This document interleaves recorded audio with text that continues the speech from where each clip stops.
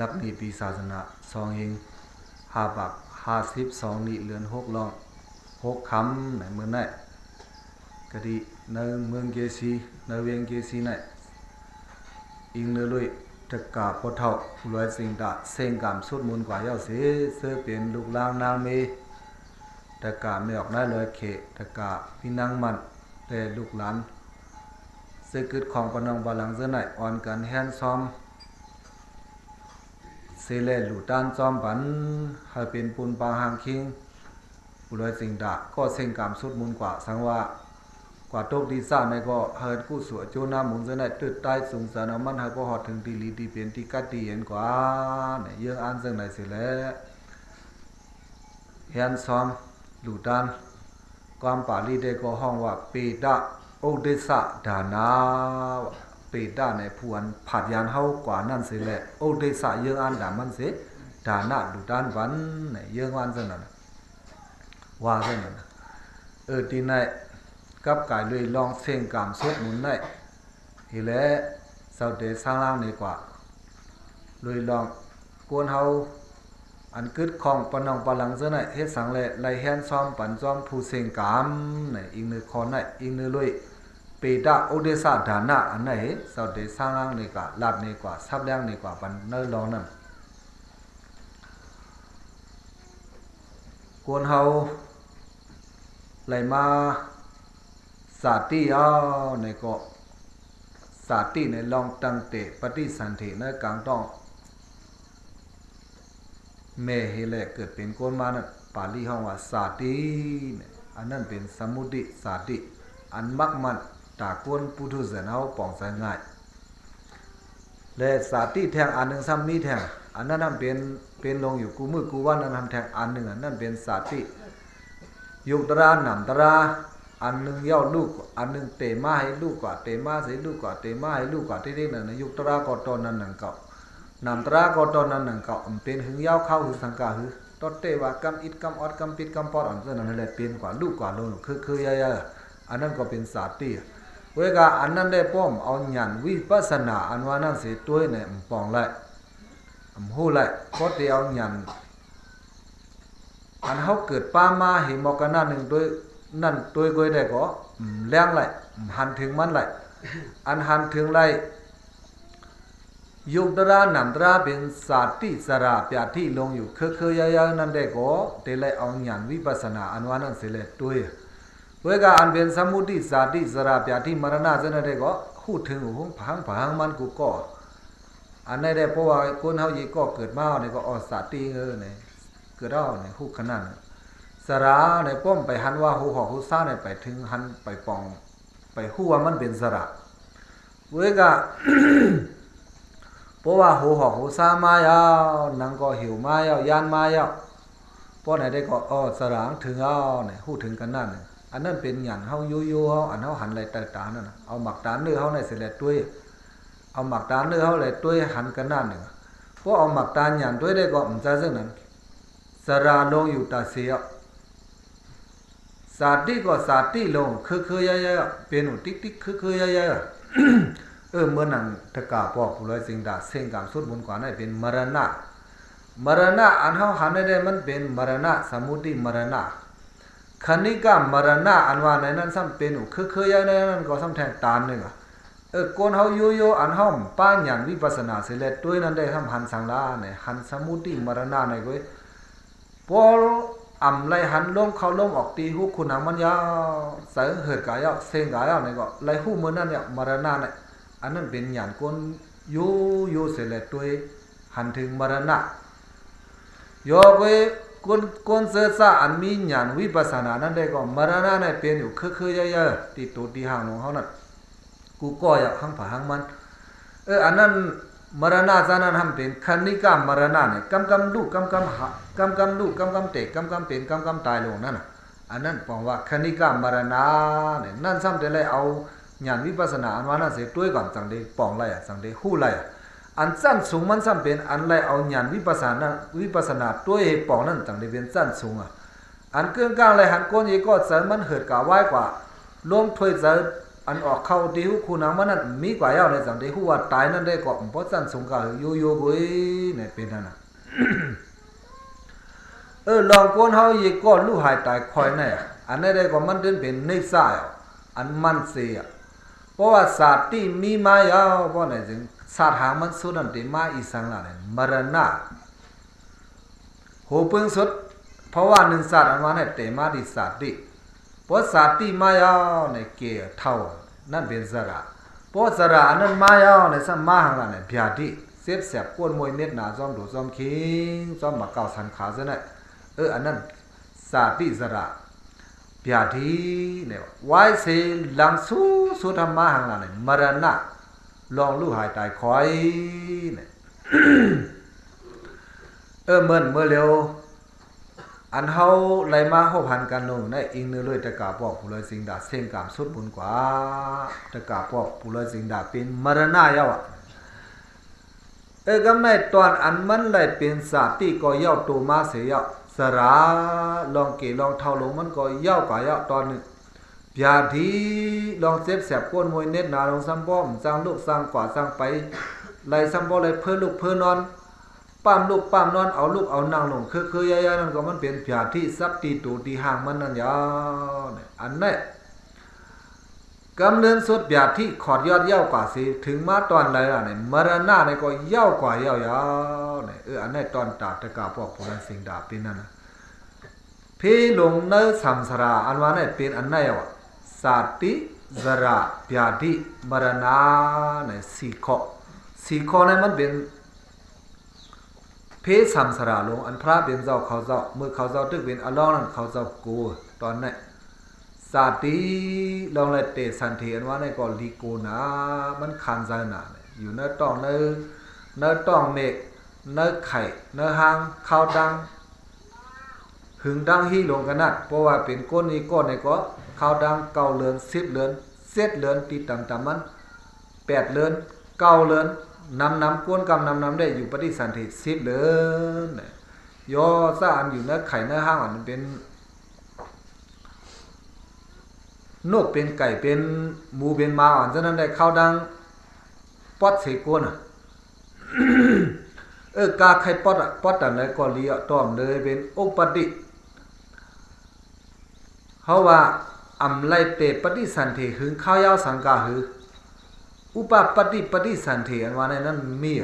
อันนั้นเป็นปฏิสันติเมียวหลายล่าเนี่ยปฏิสันติผีเขาปฏิสันติสร้างเขาซะนั่นเขาซะได้อำไลเตในกลางต้องห้องไซเมเพราะว่าลูกเสดีเพราะว่าสัตว์ในปันในเพราะว่าเขาเลยเส้นกามสุดมุนเนี่ยตายกว่าในก็เพราะว่าดูแลกัดตายเป็นผีในก็พูดเป็นกระปุ่นกำเหลวต่ออันนั้นก็พระเป็นตอนนั้นที่ว่าเป็นทุกขานังเก่าสาติทุกขาเนี่ยสารนั้นสลังขันสารร้อนๆอ่ะย่อกำในเหมือนเส้นหนังไก่หนังนกอันเฮาซะนั่นในอันเป็นมงแมงอ่อนซะนั่นอ่ะนั่นได้ก็ซ้ำอันอยู่เลยอันได้อยู่ซ้ำไข่เหมือนเส้นปลาเขาห้าโกงกาวเขาห้าในอะไรอยู่ในไข่ในห้างซะนั่นเนี่ยเลยซ้ำไปในสันตินั่นก็ห้ามเป็นทุกขานังเก่าอ่ะอันไปว่าร้อนแล้วเสาคออันไปว่ากัดเย็นทางกะหือและสันติเดชะปฏิสันติวางซ้ำมีแทงอ่ะอันนั้นได้เลยปึงเมหังได้อยู่ในกลางต้องเมสังเป็นมากอบสังลาเนี่ยเป็นมากอบไข่ยังกลมเงาเหมือนเด้อหนังใยอ่อนเขาห้าซะนั่นไหนใยเขาในลูกตีนเนื้อลีนเลยขึ้นเป็นมากกำเดียวมีปอมีเมฆลูกตีสายน้ำเงาลีนเลยพุทธเป็นขึ้นมากกะดีนั้นเนี่ยมีปอมีเมฆเขาซะน่ะสันติเดชะเนี่ยอิงเนื้อเลยกลมเงาไข่ยางให้แลตั้งเตปริสันติกะดีนั้นมานั่นก็เกี่ยวนะฮะเนี่ยเกี่ยวกับคือนั่นก็พ่อไล่พระเป็นสวะเป็นศาสตร์ที่เนี่ยเป็นทุกข์ร้อนๆอันไหนเฮาหาเสียกับทบมาหมดมีมาหางผาหางมันกูก็เว้ยกะอำตันหูโตเสดาก็พ่อเอาไล่พระเป็นสวะสวนว่าได้ก็เป็นทุกข์ศาสตร์ที่นั่นก็เมื่อนั้นอันว่ามรณะในก็สัมเป็นสังละในก็ทุกข์นั่นก็ว่าคันใจว่าพระเป็นสวะทุกข์เพราะว่าลูกหายตายค่อยคนเฮาเยก็สัตว์ว่าเฮาเยตัวไรลูกหายตายค่อยเนี่ยอันนี้ลองตายนั่นก็เป็นคันซะเนี่ยอันนี้สมาแทงกับพวกไล่พี่น้องไต้หวันเนี่ยเหมือนเรื่องตายหุงว่าตายฮุกตายให้ลงซะนั้นนั่นสำคัญคันซะเลยตายอยู่ อันตายโยโย่นั่นขานเจออยู่ยาวเหตุการณ์หนึ่งยาวอันไรตายหุงตายฮุกตายให้โลเนี่ยเส้นนั้นแค่ขานเจอยออันเฮาว่ามันขานเจออันตายฮุกตายให้หลงเส้นนั้นน่ะเฮาไปกัดด้วยสังก่อนละเมื่อซึ่นเจ้าเขามาจอมดังไหนมาหันวัวตัวมาสองตัวทำกับครบบันนี้หม้ออันนั้นยาสังละเนี่ยยาเข็นอ่ะโจเกิดเป็นมาวัวอ่อนยีสัตว์อันนั้นก็ทำไรมาขามยามาตัวครบเคได้เคบันอยู่กำหนึ่งเขาก็เปเปอร์อะไรถึงเห็นอะไรเอาตีเป็นตั้งกินมากับก็โย่มือเขาเคในก็ตึกมิดเจ้าอยู่ก็การมันลูกไรมันกว่าไรอ่ะอันไรขำตั้งเปิ้นขีนเน็กเต็กเตียงเสร็จไรตายไรคอยกว่านั่นก็นั่นสำคัญเป็นทุกข้าแทงอ่ะกำไรเขาสำขึ้นมาหลอมด้วยเลยเหมือนซึ่งว่าหมดชมว่าใหญ่ว่าเจ้านั้นจะหาออกห้องออกห้างมันมาเว้ยออกมาเนื้อลิ้นมุนเป็นกับแข้งเฮตัววันนี้ออกมาโยออกมาสหป้นนี่ในคืนซับจอมเยอะยาวจอมโดนไม่โดนต่อนี่แหละซัมเดมีปีกเฮวินกว่านั้นมีศูนย์อยู่เข้าดังเก่ามือ10 วัน7 วันเลยวันไหนอายุใหญ่เนี่ยมันมี7 วันวันไหนโจไปถึง7 วันนั้นก็ซัมโบมีคนมาเปิดเก็บเฮเอาเมื่อโคกินตัววัน1 วันนี่ก็นั่นก็ทำตายฮุกตายให้เขาแทงตาเนี่ยนั่นก็เป็นทุกขาเนี่ยกำไรกวนเฮาไหลตายคอยนั่นก็เป็นทุกขาอันไหนตาส่วนดูเจ้าเก่าเวกาอิงเนื้อเลยลองลู่หายตายคอยไหนเสียเลยพระบินเจ้าสัมวาสังลานไหนเฮาป้ไหลน้ำยาน้ำตอนมันนั่นหลุมมออยู่เนี่ยวะการนำกวนเฮาอันนั้นมีปืนหู้เนี่ยซ้ำตกเจอเลยตื่นอ่ะเพราะว่าลองตายคอยไหนเพราะว่าตายเนี่ยก็เสียงให้ออกมากำเดียวอ่ะกำกองปั่นตั้งกำไฮตั้งในหน้าตาบ่มกี่ไรวะตาบ่แดงซิกตาเสียเพราะเป็นอันมาบ่ไหนสิอันนั้นมันได้ป่องเจอเฮาได้ป่องเจอจังนั้นเนี่ยทัตตระอันร้องไว้ตีมโหสถก็ตึกเลขเกเอมังเนี่ยเฮาได้ป่องเจอจังนั้นเพราะว่าทัตตระในตัวเลขเกเอมังจังนั้นนะมาบ่ไหนสิมันเป็นสังนั้นเนี่ยจังยามมือเฮาโคบหันแมตมรณะนั้นลองลูกหายตายคอยนั่นเนี่ยคำต่ำมันแหละเป็นสังลาเนี่ยตามพิงผ้าลงมาตามพิงผ้าอันว่าโลกกระทำในนั้นโลกกระทำเปิงเปียนองนั้นโครงกลางเนี่ยยาซออายาซอมีอ้อยหลีเลยตั้งอ้อยหลีเขาผัดเขากว่าซ้ำแทงมาสังอะไรเนนะปัสสนะสุขะทุกขะเพราะว่าเขาเลยหันปีเขาน้องเขาปอเขาเมเขาดูเขาล้างเขาหลานเขาหลีนเขาเสนั้นลูกหายตายค่อยกว่าเนี่ยเป็นมรณะเขาตายกับหังเขาเหี้ยวตาหนึ่งก็ในอันกึศปะหลังนั่นน่ะซ้ำเป็นสังอะไรเป็นโซกะเลือดไม่ซื้อเนี่ยอยู่ห้อมซ้อมกินกันมาปียาวเข้าหึงไล่อยู่สุดไอหือไอไข่ไล่โฮมตุกโฮมอยากโฮมดีโฮมซ่ากันมาอันไล่โฮมลีโฮมซ่าโฮมตุกโฮมอยากกันมาตั้งกันหน้าหนึ่งนั้นเพราะเครื่องกลางฝึกในมาตายก่อนวันหนึ่งเพราะไหนสิเข้าผัดกันติดเอากับเปียนั่นล้อมเสือลายไว้เจสูอันยามมีมาเหนือกันนั่นก็ลืมได้ง่ายอันยามป้องยามหลากันมาฉะนั้นก็ลืมเป็นอะไรง่ายๆซ้ำเป็นอันลองเจสูลงอะไรขึ้นคุกสลายเป็นลองดีลงไว้ตาเนื้อเนี่ยเป็นมาซะนั่นน่ะเพราะว่าสัตว์ว่าเฮาอยู่ตูตายกว่าเพราะว่าคนเฮาอยู่ก็ตายกว่าเนี่ยคนตาคนปะหลังนั้นเป็นสังลาเนี่ยโซกาเนี่ยไม่เสือเป็นตัวซาอ่อนเหนียวหนึ่งโซกาอันว่าไหนน่ะในรายการอภิธรรมาเต้ๆว่าอันเป็นน้ำเสือเศษสิกาอันว่าไหนนั้น52เซนนั่นเนี่ยปาโซกะไล่เอาตราตัวละใส่ละเนี่ยไล่เอาตัวซาใส่ข้านขามอำเกียกไล่ลองอันก้อนนั้นลูกหายตายคอยกว่าลองมันไล่ตายกว่านั้นอำปอยอมห้ามไล่แต่ไล่ผัดกันนั้นก็เข้าเป็นละอันเข้าเป็นนั่นไหนเป็นสังละเนี่ยตัวซาอ่อนนั้นต่างซื้อว่าตัวซาเขากึดเขายังเขาปอกเขาทุบหน้าเนี่ยใส่ตัวซาจังนั้นตัวซาอันเขาทุบเขาปอกนั้นเป็นตัวซาอันขึ้นยอดตัวซาอันเสือหลายเส้นนั้นเส้นนี้นั้นเป็นตัวซาอันโหนหลังตัวซาอันโหนหลังนั้นก็ซ้ำเป็นสังละในความป่าที่ห้องมันว่าโซกาเนี่ยไม่เสือเมื่อนังว่าตะกาปอกเลยจึงด่าเส้นกามสุดมุนกว่าในเสื้อเป็นเสื้ออันยามอยู่ห้อมซ้อมกินกันมายามโฮมเล็กโฮมใหญ่กันมายามตุกยามอยากโฮมกันมายามลียามไล่ลีไล่เป็นไล่กัดไล่เย็นโฮมกันมาซะนั่นแหละเต็มมีลองเสือลายเนื้อมันเพราะว่าเสือลายเนื้อมันมาซะนั่นเพราะไหนจึงอันนี้เป็นโซกาอันนั้นก็นั่นเก่าเพราะว่า มันหาวมาเฮียงมาเลือดมาห้อนมาเหลือนั่นทำมาสังแทงลาเนี่ยปริเทวาเนี่ยให้อะห้องให้อันหมอห้องให้นั่นความปาลีว่าปริเทวาอีกเนื้อเลยโซกาเสเลยเย็นเป็นกว่าปริเทวาสั้นมันขึ้นกว่าแทงอีกหนึ่งให้เพราะว่าให้เนี่ยนำออกมาตีตาเฮ็ดสังเลยนำออกมาตีตานั่นแหละเพราะไหนสิโซกาลองเลือดห้อนอันไม่ตั้งนั้นตัวซาอันนั้นมันเป็นทัดเลือดทัดไม่เลยกว่าหุ้มห้างตีมาโหใจเจ้าเก่าหุ้มห้างตีมาโหใจเจ้าเก่าย่อเสลูกตีทัดเลือดทัดไม่นั่นนี่แหละกับพาโลกันนั้นน้ำตาเฮามาน้ำอันมีในตัวเฮานั่นนี่แหละเย็นเป็นน้ำตาออกมาเนี่ยอันน้ำตาออกมานั่นเป็นปริเทวาโสกะปริเทวาเพราะเป็นอันมาซ้ำเป็นสังลาเนี่ยทุกขาให้ไหนกว่าที่คือเยอะๆอันนี้เปลืองเปลี่ยนยุคตระหนำตระอันโกนเฮายีก็ไล่ลู่หายตายคอยกว่าเลยทบยานั่นโยเพราะเปลี่ยนเส้นนั้นในซ้ำแก่น่ะ5เส้นนั้นเนี่ยเพราะเอาไล่พระเป็นเจ้าเขาว่าได้ใส่อันแก่มันไล่อันแก่มันนั้นทำเดเป็นเส้นหือในไล่อันพระเป็นเจ้าเฮาปันดังไข่ใส่ไว้ได้ในอังกุตระนิกายะอเบนะปัสสาวะคิตบาเนี่ยมิตระหูเนื้อที่นั้นพระเป็นเจ้าซ้ำว่าสังไว้ล่ะเนี่ยสัพเพหิเมปิเยหิมนาเปหินานาภาวะวินาภาวะอภินัมปัสสาวะคิตบัมสะพดราอันเก่าหักห่มส้มแป้งไว้อยู่ตั้งหลงตั้งหลายเส้นนั้นอำผัดลิบกันก็สร้างได้เลยผัดตายอยู่วันหนึ่งใครใส่วันเส้นไหนเนี่ยพระเป็นสวาเนี่ยปันดังใครใส่ไว้แต่เฮาสัพเพหิเมปิเยหิอันเก่าหักห่มส้มแป้งไว้ตั้งหลายเส้นน่ะนานาภาวะวินาภาวะเนี่ยอำผัดลิบกันก็สร้างได้เลยผัดตายให้เอาเสื้อตราเสื้อไหนใส่เนี่ยอเบงนำตาเสดาปันปัสสาวะคิตาปัมดิคุกสไลอันเฮาหักห่มส้มแป้งไว้เงินเฮาก็เลยสังคำเฮาก็เลยสังเครื่องใส่ตั้งตื้อเฮากวนกูเมียวอาวิญญาณกะตัวอันนั้นมีเสริตั้งหลงตั้งหลายซ้ำแทงซาวิญญาณกะตัวมีเสริตั้งหลงตั้งหลายอันเป็นปีเฮาน้องเฮาลูกเฮาหลานเฮาลิ้นเฮา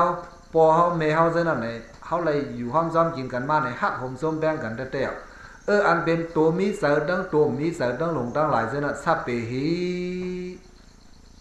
ตัวอันมีเสริตั้งหลงตั้งหลายซั่นนั่นวันหนึ่งมาก็วันหนึ่งสร้างได้เลยผัดกันอยู่ป้อมผัดตายก็ได้เลยผัดตั้งรีบอันนี้ให้เอาใส่ไว้เนี่ยอันนี้มันซอยแถมสังลาเนี่ยมันซอยแถมโดยตาเด็ดตึดขาดผัดยานแปดเสือสามยอดเส้นลงเจ้าเก่าอันอ่อยห้อยติดซับเหนือโคกของปีน้องลูกลางเส้นนั่นเสือสามยอดเส้นอันอ่อยห้อยติดซับเหนือโคกของปีน้องลูกลางนั่นมันเป็นรองอันเตออนเจ้าเก่ากว่าอัมเลียนั่นเสือตันนาเสืออุบาดันเสือสามยอดเส้นอันเจ้าเก่าอ่อยห้อยเนื้อปีเนื้อน่องเนื้อลูกเนื้อล่างเนื้อโพเนื้อเมเนื้อสู้เนื้อโซเนื้อป้อเนื้อเมเส้นนั่นสามยอดเส้นอันนั่นเนี่ยมันเพราะว่ามันอ่อยห้อยกันแห้งมาหนาอาลาเนี่ยมันจังป้าเจ้าก็ทุกขันในเขาดังสัมสรามันดีและซ้ำแทงเสือสามยอดเส้นอันอ่อยห้อยเนื้อโคของติซีนั่นในเป็นคำเก่าในเป็นเงินเก่าในเป็นแสงเก่าในเป็นลวดเก่าในเป็นกาเก่าเนี่ยเพราะว่าเสืออุบาทานอันนั้นแห้งหนาอาลาบ่ไหนจึงเข้าผัดเข้ายันเข้าปันผัดตาเลยอันเสืออันอ่อยห้อยเนื้อโคของนั่นเป็นเสือตันนาอุบาทานเสือตันนาอุบาทานอันนั้นเพราะว่ามันใหญ่มาหาวมาแห้งมาหนาอาลาเนี่ยต่างเสื้อต่างเมี้ยวเนี่ยมันตันวนกลุ่มวัวในลองปีลองน้องลองปอลองเมผัดกันกว่าอีกนึงก็เคยยันเลยอันว่ากรรมมัสกาในก็หมอวัดสัตว์ว่าเขาในมันอยู่เลยกรรมเพยกรรมมันอยู่มันมีกรรมดีกับเพยหอแล้วมันมาอยู่มันกรรมมันได้หอมันหั่งมันกว่าหั่งมันอยู่ในข้าวดังสัมสรามันหั่งมันกว่าอันว่านั้นเจอปล่อยว่างคล้องผ่าพันเช่นนั้นมีเป็นไรเพราะอะไรจึงสั่งเป็นตัณหาอุปาทานแห้งเพราะอุปาทานแห้งอาลาหนาเพราะอะไรจึงลานอันก็เคยปันผัดหิมตาเจ้าเก่าใครให้มันมีอยู่หิมเจ้าเก่าได้ตัดสีดาปานแล้วลูกในก็เคยปันผัดหิมเจ้าเก่านั่นก็เคยให้มีอยู่หิมเจ้าเก่าตัดสีดาปานอันเป็นสู้โพเมปีน้องปอเมในซึ่งนั้นก็ตอนนั้นเคยผัดเคยยานกันเนี่ยอันนั้นอันเสริมเคยผัดเคยยานนั่นน่ะใส่สามยอดเส้นอันนั้นน่ะ เพราะมันเลยเป็นอุปาทานมาเนี่ยมันหาวแห้งมาเนี่ยมันเด็ดตึดใต้จุงจันขอดมัดเอาเจ้าเก่าหยับผึดในเข้าดังสัมสราอันนั้นพระเป็นเจ้าเขาเจ้าอำหันดีเวกาเพราะฉะนั้นเนื้อปอเนื้อเมเนื้อปีเนื้อนอกเนื้อลูกเนื้อล่างเนื้อสู้เนื้อโซ่เนื้อโพเนื้อเมเนื้อเปียซีโคกของซะเนี่ยเตะเลยไว้ใส่อ่อยห้อยสังยาวหาเนี่ยว่านั่นเก่าก็แต่เลยปาตังหัวมันเป็นเครื่องเสื้อดังตื้อเก่าอันเนื้อโซ่ไปผัดกันได้อะไรเสื้ออะไรตื้อปีวันน้องว่าปอเมสู้โซ่ผมเมลูกล่างมาซะนั่นก็ตอนนั้นน่ะเอากันมาเฮ็ดปีเฮ็ดน้องโซ่เก็บโซ่ข้าวเว้ยพอถึงข้าวกว่ามาเนื้อข้าวดังสัมสราได้ก็มันก็เด็กกว่าหังมันเว้ยเก่าก็เด็กกว่าหังเก่าเว้ยเนี่ยที่เล่ปล่อยผ้าปันเส้นนั่นน่ะพบผ้าปันเส้นนั้นก่อนมันจังเตลีตาเดผ้าไล่อันนั้นน่ะพระเป็นเจ้าปันดังไข่สายไว้ดีนั่นน่ะสัพเพหิเมปิเยหินานาภววินาภวอภินัมปิสวกิตาปัมผู้ชายก็ดีผู้หญิงก็ดีเจ้ายหันก็ดีเจ้าสังฆาโกนเฮิรนก็ดีสังฆาก็ดีโกนเฮิรนก็ดีเพิ่นก็ดีจะอันเฮามีตังหู้นั่นอำหู้นังหือเตหู้นั่นแหละเพราะว่ามีโคของอันเฮาเจ้าก็ฮักหอมส้มแป้งนั่นน่ะผัดดิบก็เตเลยผัดตายอยู่เวกาโซไปผัดกันได้ให้เลยอยู่ซ้ำเมตตากรุณาสิแลเฮาหมออยู่ซ้ำอุเบกขาสิแลหมอพาวางคว้างปล่อยๆวางคว้างพากันอยู่ให้ถูกหมอบ่ความกันเพราะว่าถึงเข้าดังกว่ามาได้ก็ถึงเข้ายามหรือไรกว่ามาได้ก็เตเลยกว่าหังเผาหังมันยาวเนี่ยให้ตังหูคอได้ใหญ่มากเพราะว่าตาหุคอในอย่างมาได้ก็มันจังกัดตัดขาดเป็ดใส่ซ้ำยอเสนอนอันอ่อยห้อยติดจับเนื้อปีซีโคของพี่น้องลูกหลานเส้นนั้นเนี่ยมีเส้นนั้นก็นั้นแหละเมื่อหนังเมื่อไหนก็แต่กาพวกผู้ไรสิงดาเส้นกรรมสุดมุนกว่าเนาะในป่นมาเข้าดังเสร็จวันยาวอยู่เนาะป่นมาเข้าดังเสร็จวันกันหน้าหนึ่งนั่นไหนก็มันเป็นสังลาเนี่ยปี้เยฮีอันเป็นซะอันเป็นลูกหลานหลานดินลูกหลานนางเมหลานนินซะนั่นไล่ฮักผมส้มแบ่งกันมานั่นมันถึงข้าวยามมันกว่ายาวกอบนั่นแหละมันได้เส้นกรรมสุดมุนกว่าหังมันอันว่าในนั้นให้หมอป่องใจเสียอันป่องใจเสียนั้นมันเป็นภาวนากุศลตาเศร้าก่อมรณานุสติภาวนาเนี่ยเพราะว่าเฮาหมอคุกคนวนขอบเส้นนั้นบ่ได้ซึ่งมันลีกว่าตาเฮาเตะในข้าวดังสัมสราในอำบ่เลยปีลองเดือดร้อนไม่ใจเสียถึงดีเจ้าก่อมากก่อมุ่งก่อห้างโจเก็บโจข้าวมือหนึ่งต่อหนังแตนในก็เมื่อก่อให้เพราะว่าถึงดีเล่นหรือไรหยาดไรย่ายในก็หยาดย่ายเสียกว่าแทงปีหนึ่งบดกว่าแทงข้าวดังสัมสราตอนนึงเนี่ยจะเป็นนั่นน่ะในข้าวดังสัมสราอันยีปอดยีตอนนั้นโจเก็บโจข้าวเจ้าก่อเลยมากก่อมุ่งก่อห้างนางตอนนางแตนเขาก่อมุ่งก่อห้างเขา1 ปีนั่นไหนก็เขาเจ้าก่อซ้ำเมียดก็อย่าให้พวกซุ่มนั่นไหนหรือไรคัดใส่เมเอาตังหุตราอันพระเป็นเจ้าป้อนตูป้อนใจเจ้าเก่าเฮาหลงด้วยตอน1ห้องในก็เมื่อเตมาก็ในก็1ตัวไว้ใส่ก็ใส่มาเป็นมุ่งเป็นห้างในมาห้องลงอย่าว่าอย่าเวลาพอถึงข้าวกัดข้าวไม้เอาในก็ต่อจนนั้นก็เลยพาเป็ดห้องเป็ดห้างเป็ดลูกเป็ดล่างเขาเลยซ่องกว่าห้างผางมันหายจิบหมดมันเป็นนั้นไว้นั่นก็เฮามาในข้าวดังสัมสราในก็สู้กล้าไปผัดไปยานกัน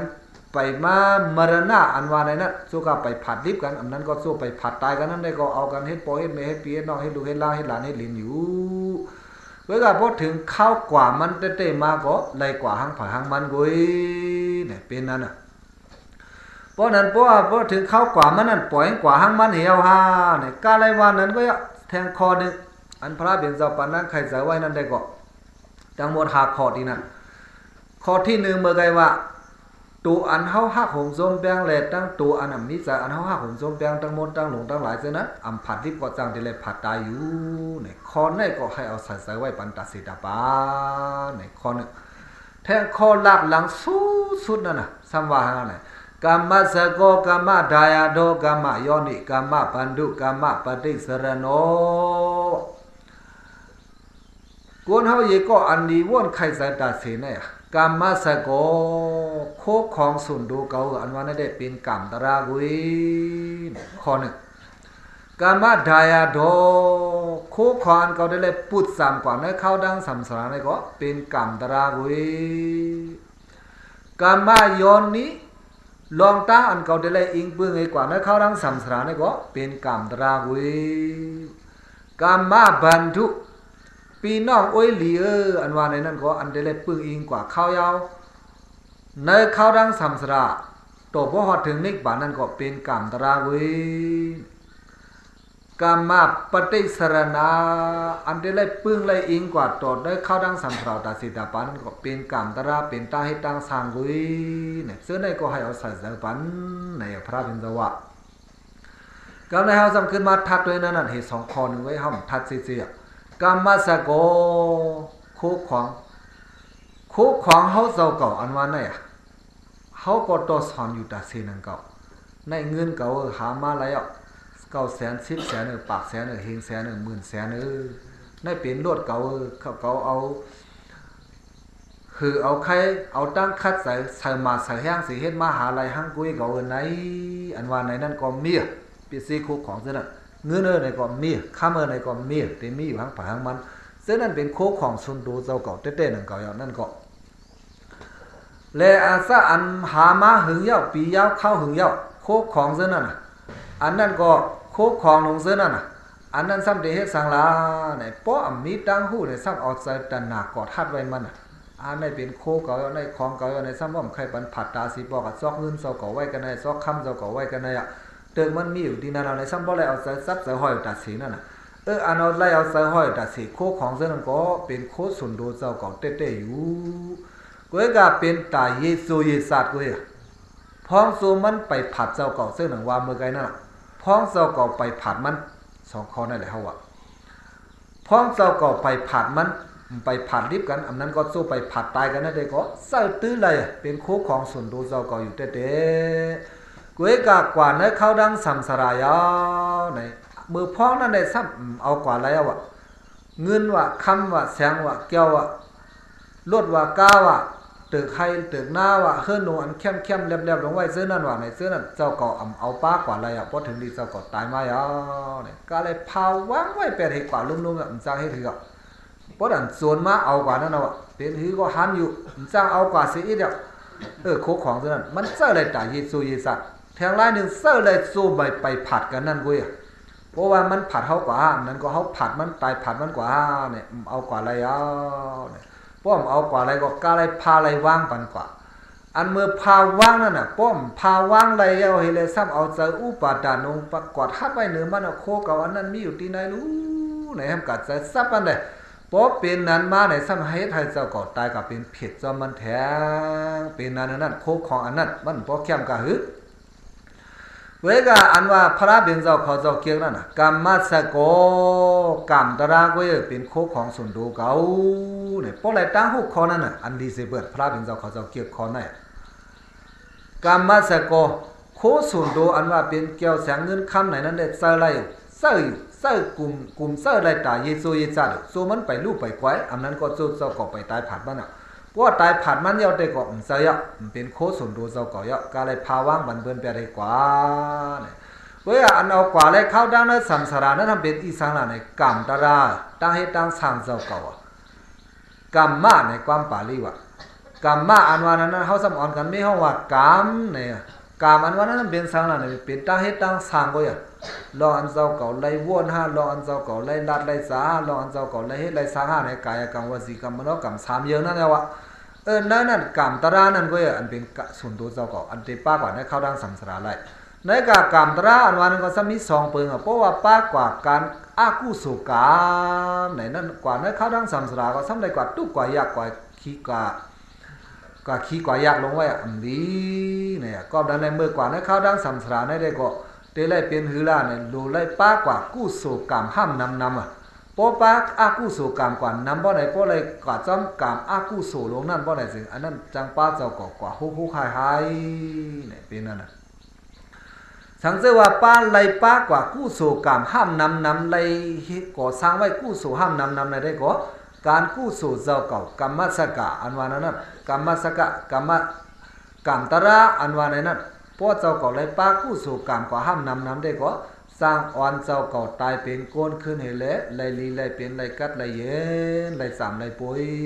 เจ๊จิ๋มโคของแทงเนี่ยสังเกตว่ากู้สู่ซ้ำแห้งแท้นั่นในไล่ก่อเป็นผีนั่นแหละนั่นก็ไล่ก่อสามกับปุยนั่นก็เป็นลองดีลองงามนั่นก็ แทงทานสูงเสียนั้นซ้ำกับเป็นช้างเพราะว่าเป็นช้างนี่ก็ได้กว่าจากเมืองช้างนี่ก็เป็นร่องลีเซพีเตๆว่าเนี่ยตอนหนึ่ง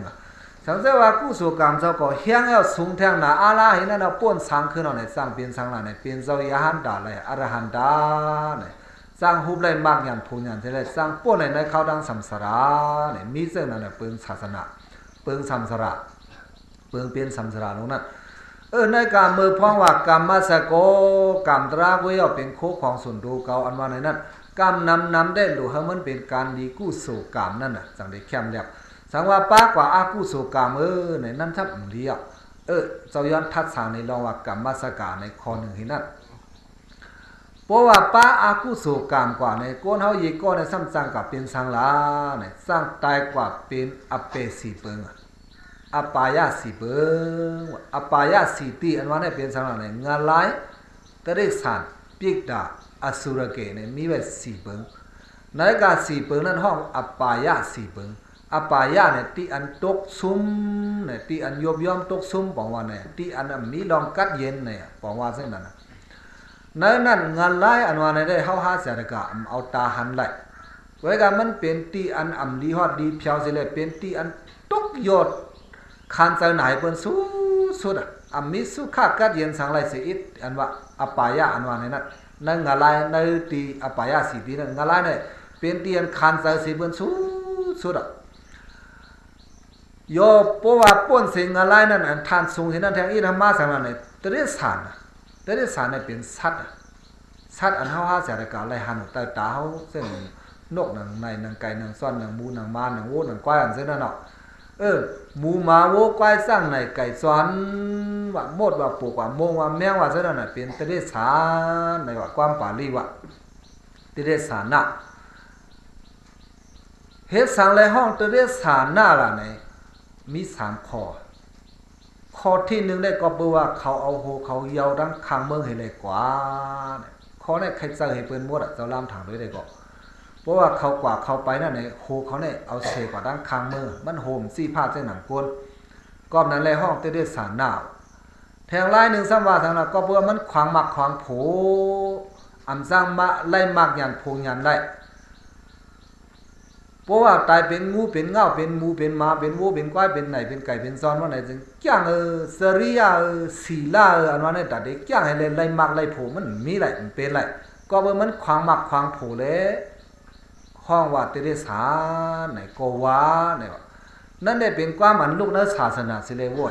เวลาความปาลีอันว่าเตเรสาในจูพระเป็นเราไปมัดตังศาสนาเพราะนั่นเลยมันไปหู้เครือมักเครือผูกเธอไปหู้ลองเครือมักเครือผูกเลยเมื่อไปหู้เครือมักเครือผูกนั้นอาเกี่ยวว่า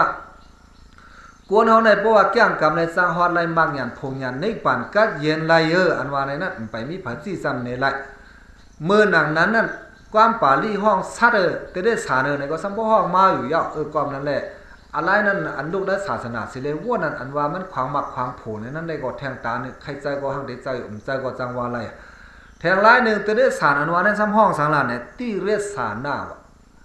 ตีเนี่ย3เรสาหน้าเนี่ยมนเซอร์เลย3เปิงว่ามนเซอร์เลย3เปิงในอีสังมือของมนในนั้นเนี่ย1กินเนี่ยก็เขาเกี่ยวใจเขาเพราะมือนั่นก็2นอนเพราะอะไรนอนนี่ก็เขาเกี่ยวซะ2เมื่อเขาไล่เหตุการณ์พาผักห้อม2กันวางกันนั่นก็เขาก็ห้ามเกี่ยวใจแทงเกี่ยวอะไร3มือนี่ก็ว่าซัดจันน่ะก็เบิ่นนั้นแลนั่นก็ห้องซัดเนี่ยว่าไหนว่าก็มันเลยเป็นติเรสานามนเซอร์เลยในการ3เบิ่งกุย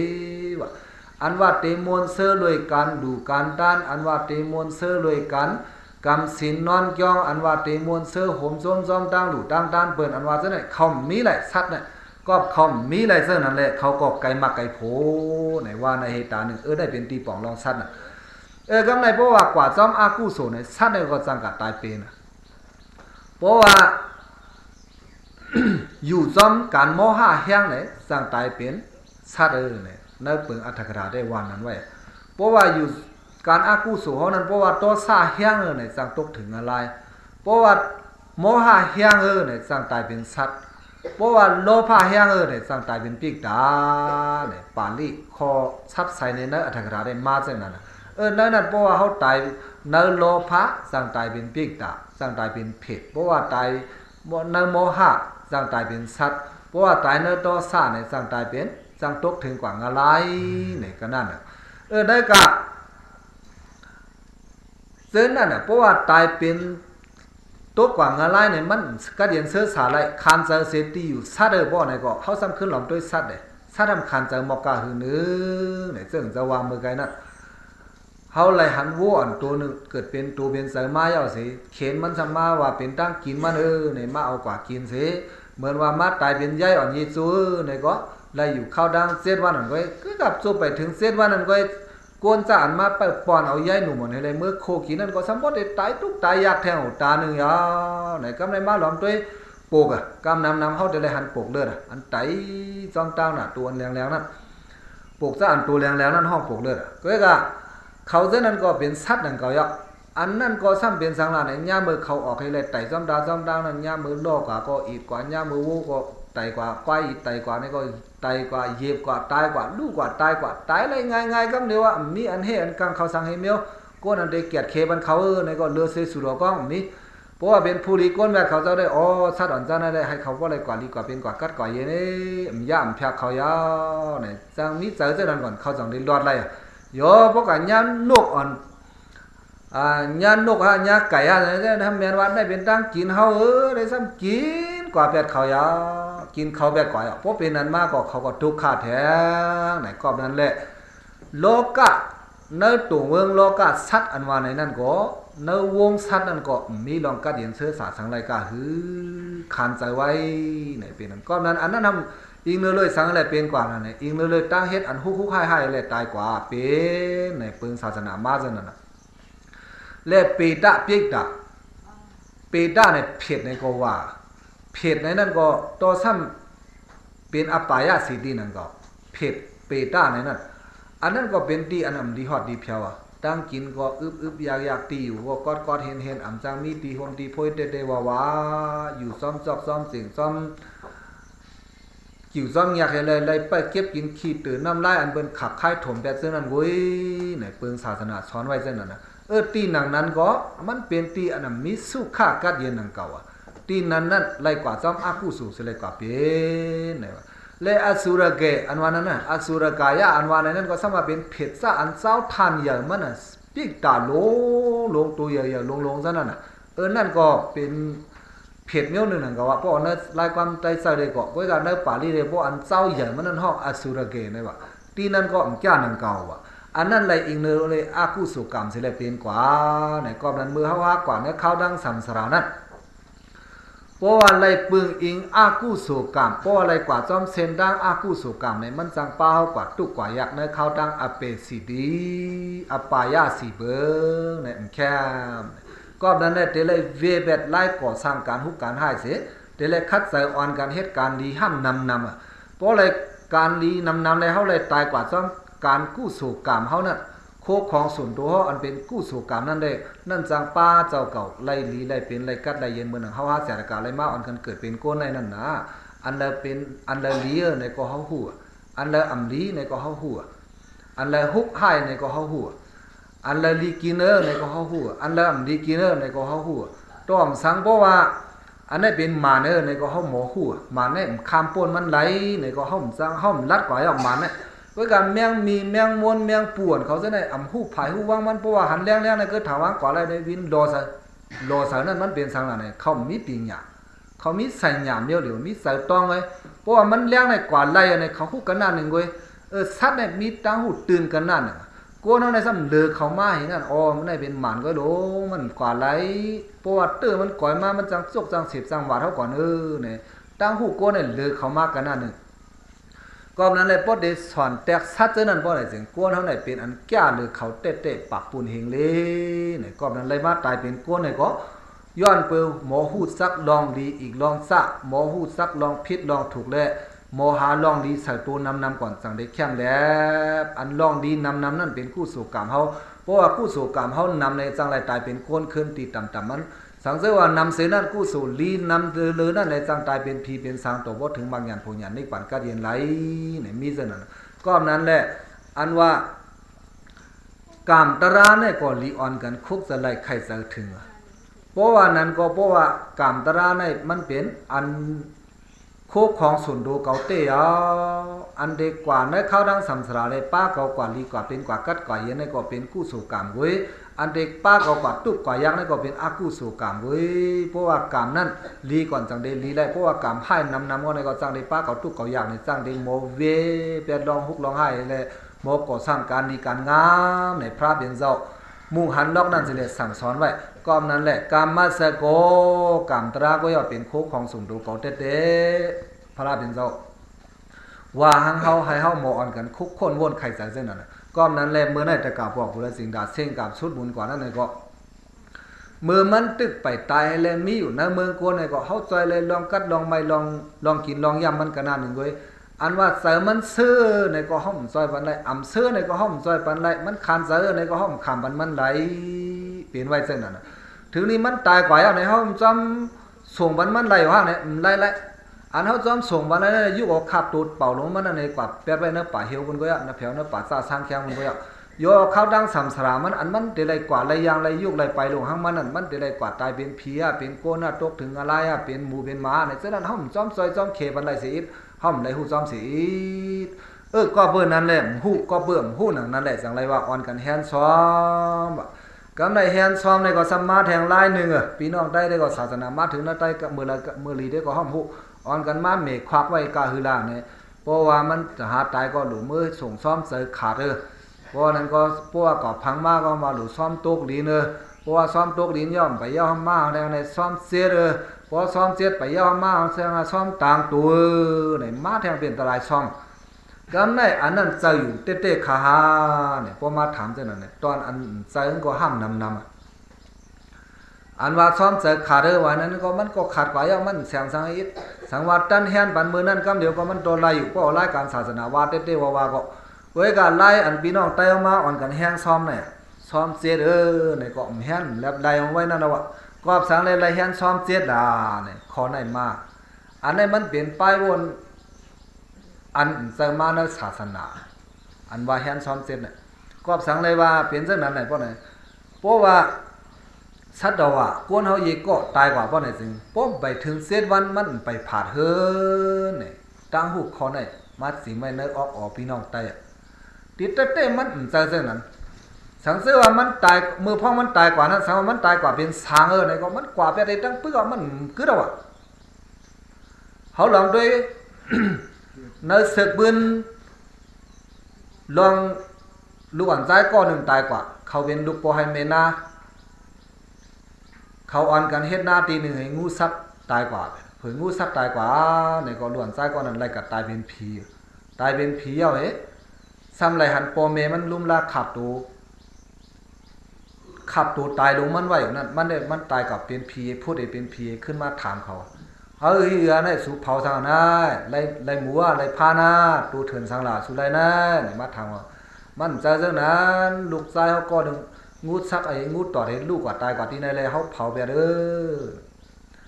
อาหารสุสัมป้อมขีมคมให้จอมเสียก็ล่ะวันละมันจะสังสุฮาเนี่ยเจอเป็นลูกชายก่อนเป็นเมก็ว่าเป็นลูกชายก็เป็นปอก็ว่าเป็นลูกชายว่าไหนเฮียงสุสัมให้จอมมันเฮ็ดล่ะคนจะไหนก็เพื่อว่าเขามีมรณสติซึ่งนั่นอันวามเมื่อไงนั่นสัพเพหิเมปิเยหิอันเขาหักผมส้มแป้งไว้ตั้งหลงตั้งหลายซึ่งนั่นอันผัดลิกวันก็จ้างได้เลยผัดตายอยู่เนี่ยเขาย่างเอาตระโหนใส่ไว้เลยเขาป่องปึงมันไว้เอาก็นั้นเลยย่ามือลูกชายเขาตายกว่านี่ก็มีลองขี้ลองคมไม่เลยตายเขาขี้คมไม่เลยอ่อนกันสร้างอยู่ลุ่มเล่านั่นเนาะก็นั้นเผิงตายกับเป็นเพียซ้ำขึ้นมาถามเขาว่ามาจามด้วยแห้งสุ่มให้ซ้อมหลาเนี่ยเขาตอบเก้กว่าห้างผ่าห้างมันดีนั่นเขาวางนั่นเลยมือมันมาก็ห้องมันมารู้ถึงนี้มันกว่าก็มันกว่าห้างมันก็หนาอันตายไว้ในได้เป็นขับตัวมันเนี่ยก็นั้นแล้วหลุดเผาแบบก็หนาเนี่ยเสื้อในวานในกว่าเส้นนั่นมันก็มาแล้วซ้ำว่าห้างละเนี่ยมันเหมือนเส้นวงเหลืองนั่นก็กวนยี่ก้อนเนี่ยมันมีอยู่ก็ให้ดวงมาจู้เขาเนี่ยก็มันมาให้เอาเนี่ยก็ให้เอาเจ้ามันก็ตาวงเหลืองนั่นเดี๋ยวมาจู้เขาก็มันเป็นไรเนี่ยกวนเขายี่ก็ตายกว่าอันมาเนี่ยก็ตอนนั้นมันมาเกิดเป็นก้นเลยตายกว่านี่ก็ตายกว่าห้างมันก็ยาว ก็นั่นแหละเขาจังให้หรือให้ซ้อมมันเนี่ยเจ้าไหนจ้ากว่าว่าซึ่งนั้นน่ะเขาตอบเก้กว่าซึ่งนั้นน่ะตีนั้นนั่นเขาโมออนกันมีมรณานุสติยุปานมาหูเสเขาไว้ลองมาหูเสเขาไว้ลองว่าก็หักผมส้มแดงกันเนี่ยผัดดิบก็จังผัดตายกันไล่อยู่อันว่านั้นเนี่ยเขาป่องปึงมันไว้ลีงามๆเยาเลยเขาแฮนซ่อมปันมันกันนั่นเนี่ยก็นั่นแหละมันพอตายก็เป็นผีอะไรคำเปิ้ลเขาดังเสร็จวันก้วยกะอันเปิ้ลเขาดังเสร็จวันเนี่ยมาหันปีน้องตายเอาเนี่ยลูกเสร็จวันเนี่ยลูกแฮนเนี่ยป้อมถึงเสร็จวันก็มดีแฮนว่ะก็สังเลยเป็นนั้นล่ะเพราะไหนถึงอันมือไกลถึงจะวันนั่นน่ะก็เปือว่าป้อมไปถึงเสร็จวันวิญญาณควันเงามันไปผาดเฮินเนี่ยตั้งหูคอไหนมามกถ่วมไว้ในปื้นหูปีน้องตายอ่ะมามีไว้ในสถาปีน้องตายอ่ะตั้งยุ่มยำปีน้องตายอ่ะตีเตะมันได้ก็มจะเช่นนั้นตั้งวนอันนั้นมาจอมสังลาเนี่ยมาจอมไปวนอันเจ้าเนื้อศาสนาพระเป็นเจ้าอันว่าตายเอาป้อมไปเลยเส้นวันอันผาดเฮิรนวันนี้เนื้อศาสนาพระเป็นเจ้าได้มันจะเช่นนั้นตั้งหูพระอันศาสนาพระเป็นเจ้าเขาสอนไว้นั้นเด้เพราะว่าตายเอาเนี่ยก็ลูกตีปันเพราะว่าเป็นก้นเนี่ยเพราะว่ามันกึ่งนี้กับเป็นผีก็เป็นกว่าให้กำเดียวเพราะว่ากึ่งนี้กับเป็นช้างนี่ก็เป็นกว่ากำเดียวเพราะว่ามันกึ่งตายเป็นก้นขึ้นอะไรก็เป็นให้กำเดียวกว่าย่อมันไปขิงไปข้าวสังว่ามันตายกับเป็นสัตว์อะไรก็กว่าย่อเป็นเอากับเป็นสัตว์หรือว่ามันเอากึ่งนี้มีเนื้อไข่เนื้อห้างก็มันกับมีเนื้อไข่เนื้อห้างสังว่ามันตกอะไรกว่าเนี่ยก็กว่าย่อกำเดียวมันไปตันขิงไปมือไปยามเนี่ยเป็นนั่นเวกาอันว่าเสร็จวันจังผาดเฮือเนออันว่าในนั้นมันได้เป็นสังลาเนี่ยเป็นป้ายวนซะอันเป็นป้ายวนกวนแทงทานหนึ่งห้างเขามันจะเนื้อศาสนาเว้ยกาอันว่าเจ็ดวันจังผาดเฮือเนออันว่านั้นเนื้อศาสนาเป็นสังลาเนี่ยเป็นอันตายกับเป็นเพศนั่นน่ะเสืออ่อยห้อยติดซับเนื้อโคเลี้ยงเจ้าเก่าอันเจ้าเก่าหักผมส้มแปงไว้เสื้อนั้นก็ฮือเลยสังเสืออ่อยห้อยติดซับเนื้อลูกเนื้อล่างเนื้อล้านเนื้อลิ้นเนื้อสู้เนื้อโซ่เนื้อโพเนื้อเมเนื้อปีเนื้อนอกเสื้อนั้นเลยสังไหนเพราะอะไรตายกับเป็นเพศนั่นน่ะอันจังบ่ผาดเฮือนไหลนั่นเลยจังเป็นไหลเพราะว่าเป็นเพศเป็นนั่นน่ะก็นั้นแหละเพราะว่าตายกับเป็นเพศซึ่งนั้นนั่นแหละก็เพื่อมันจังบ่ผาดเฮือนผาดเย่เลยซ้ำทีละเฮ็ดสังวันละเนี่ยลูแฮนซ้อมปันสังเสือว่ามันตายตกอะไรกว่าในก็ในก็มลูแฮนซ้อมอ่ะสังว่ามันตายกับเป็นก้นในก็มลูแฮนอ่ะซ้อมเนี่ยสังเป็นผีในเป็นสางในกว่านี้ป่านในก็มลูแฮนอ่ะซ้อมอันลูได้แฮนซ้อมปันนั่นลูแฮนซ้อมปันเพลาเนี่ยจ้าอันตายกับเป็นเพศนั่นอันตายกับเป็นปีกด่านั่นก็นั้นเลยเพราะว่าเขาตายกว่าลูกกว่าในเขาตายกับเป็นเนื้อเลอะล่ะเนื้อทันกะตี้ลง4เบิ่งนั่นเลยกะตี้เนี่ยตั้งกว่าเข้าตั้งสัมสระโกนเฮายีก้อนเนี่ยมี4เบิ่งมี5เบิ่งเทวะมนุษย์เปตะตริสานาเนี่ยตายกว่าเป็นสัตว์ตายกว่าเป็นเพศตายกว่าเป็นผี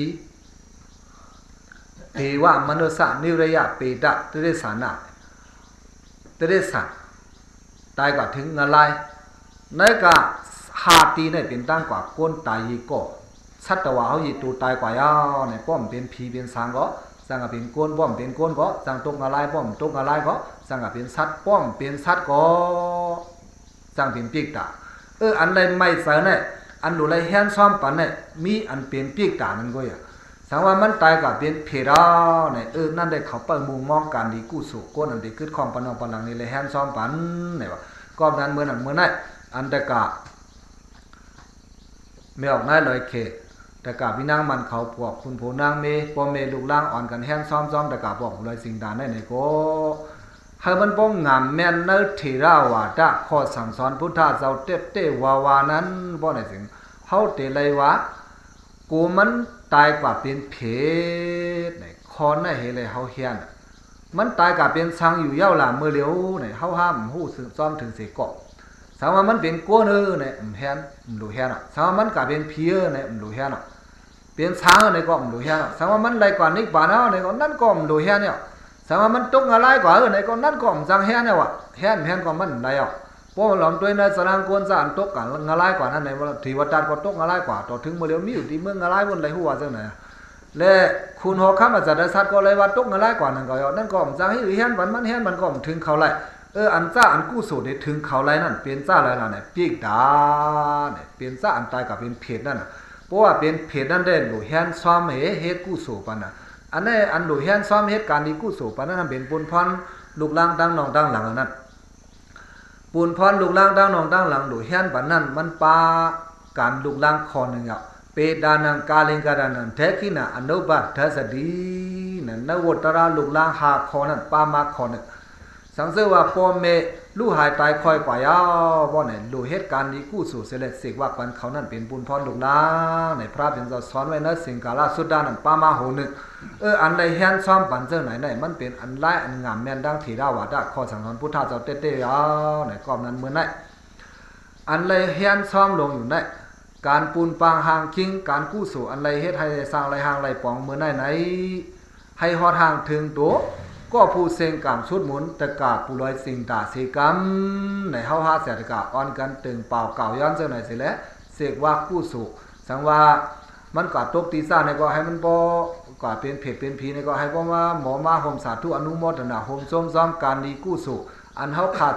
เฮ็ดสร้างหางปองการฐานะกู้สู่การศีลกู้สู่การภาวนากู้สู่การเวยอเวสากู้สู่อันใดไรสร้างไรหางไรปองซะไหนให้มันมีตั้งโหมซ้อมซ้อมให้ได้สาธุอนุโมทนาเสกรรมโดยที่ขาถึงเป่าเก่าย้ำซะหน่อยสิแหละอ่อนกันอย่างน้ำในความนั้นแหละอันใดก็เขาได้ถ่อมได้ยินปื้นลูกปื้นหู้ลองหู้ลูกหายตายคอยลองไรแฮนซ้อมแฮนปานเหมือนได้ให้เป็นตั้งหู้นำตั้งหันกว้างเสร็จแล้วทับสร้างปารมีการแฮนซ้อมแฮนปานอันว่านั้นดอซ้อมเจ็ดซ้อมกูซ่าว่าสังสิ่งนั้นก็มันเป็นไล่อันพี่น้องตายเอาวนมาเฮาปุ้ยอันว่านั้นนี่แหละ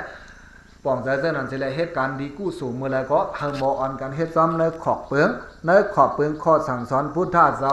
อันเป็นเทระวาตานั้นซื่อๆใจๆนั่นนี่แหละเหตุการณ์ดีกู้สู่เฮาอยู่บ่อ่อนกันอยู่ซ้อมหุนซ้อมศีล